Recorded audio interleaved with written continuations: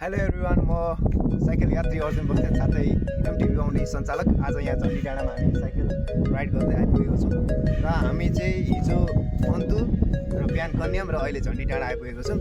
हाम्रो मूल नारा चाहिँ यस झन्डी डाँडा पर्यटन क्षेत्रको चाहिँ हाम्रो नारा के रहेको छ भन्दाखेरि अन्तुमा एक दिन, कन्यामा एकछिन र झन्डीमा कहिलेकाहीँ भन्ने नारा रहेछ। तर यो झन्डीमा कहिलेकाहीँ मात्र नभएर हामी अब हाम्रो सिजन सुरु भइसकेको छ। तपाईँहरू यस क्षेत्रमा भ्रमण गर्न आउन सक्नुहुन्छ। यहाँ भ्रमण मात्र होइन, यहाँ तपाईँहरूले क्याम्पिङ गर्न सक्नुहुन्छ, साथै क्याम्प फायर र यहाँ मजाले रात बिताउन सक्नुहुन्छ। तपाईँहरूले यहाँ रमाइलो छ।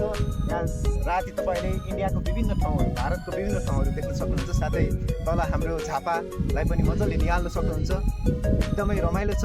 सबैजना यस क्षेत्रलाई भ्रमण गरिदिनु होला। तपाईँहरू हाइकिङ, ट्रेकिङ, साइक्लिङ साथै गाडीमा पनि आउन सक्नुहुन्छ यो ठाउँमा। अहिले बाटो यहीँसम्म आइपुगेको छ र यहाँबाट हामीले कञ्चनजङ्घा हिमाल पनि निहाल्न सक्छौँ। बिहान सूर्य उदाउँदै गरेको पनि हामीले देख्न सक्छौँ भने यता पारिपट्टि कन्याम पनि देख्न सक्छौँ। तपाईँहरू आइदिनु होला यस क्षेत्रलाई। हामी चाहिँ एमटिभी बाहुन आज यस क्षेत्रमा आइपुगेको छौँ र तपाईँहरू पनि आउनुहोला।